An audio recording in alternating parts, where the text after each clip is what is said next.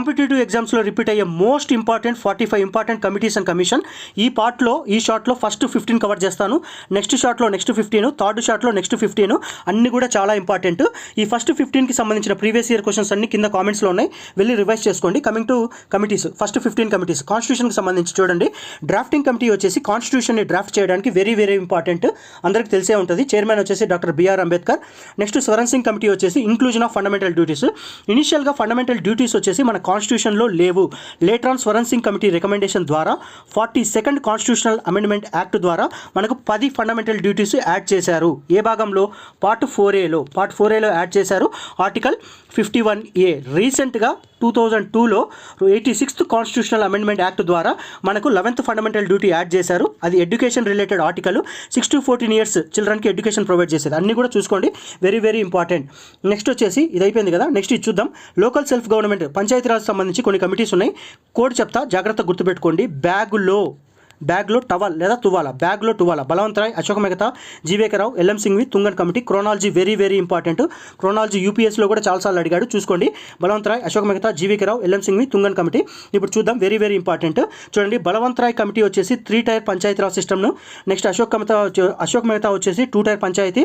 LM Singhvi వచ్చేసి constitutional status Panchayati Raj ఇన్స్టిట్యూషన్స్కి. చూడండి, Balwant Rai, Ashok Mehta, GVK Rao, LM Singhvi, Thungon committee very very important. ఇది 3 tier, ఇది 2 tier. ఇది వచ్చేసి జీవీకే రావు వచ్చేసి మనకు ఒక డీడీసీ అనే పోస్టుని సజెస్ట్ చేస్తుంది, డిస్ట్రిక్ట్ డెవలప్మెంట్ కమిషనర్ అని. నెక్స్ట్ ఎల్ఎం సింఘ్వి వచ్చేసి కాన్స్టిట్యూషనల్ స్టేటస్ టు పంచాయతీరాజ్. అన్నీ కూడా చూసుకోండి, చాలా చాలా ఇంపార్టెంట్. క్రోనాలజీ చాలా చాలా ఇంపార్టెంట్. ఇక్కడ ఏ కదా A1, నెక్స్ట్ వచ్చేది 2, బి అనేది 2 కదా, 2 తర్వాత వచ్చేది 3.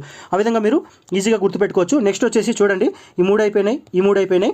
నెక్స్ట్ వచ్చేసి federalism and governance, central state రిలేషన్స్కి ఇనిషియల్గా సర్కారియా కమిషన్ ఉండేది, సెంట్రల్ స్టేట్ రిలేషన్కి సంబంధించింది, వెరీ వెరీ ఇంపార్టెంట్. దీని తర్వాత పూంచి కమిషన్ వస్తుంది, సెంట్రల్ స్టేట్ రిలేషన్కి సంబంధించిందే, కాకపోతే సర్కారియా కమిషన్ ఇచ్చిన రికమెండేషన్స్ని మళ్ళీ రీఎగ్జామినేషన్ చేయడానికి.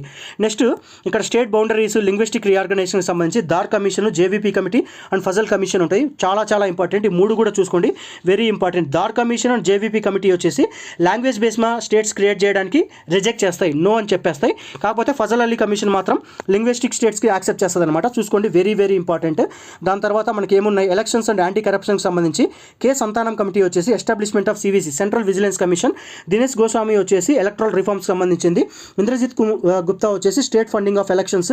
దాని తర్వాత వోహ్రా కమిటీ వచ్చేసి nexus between the politicians and criminal. Nexus అంటే ఇంటర్లిక్ లేదా బాండ్ అనమాట. మొత్తం చూసుకోండి. కాన్స్టిట్యూషన్కి సంబంధించి drafting committee, Swaran Singh committee, Verma committee, state బౌండరీకి సంబంధించి Dhar commission, JVP committee, Fazal Ali commission, federalism Sarkaria commission, Punchhi commission, Balwant Rai, Ashok Mehta, GVK Rao, LM Singhvi, Thungon, K సంతానం.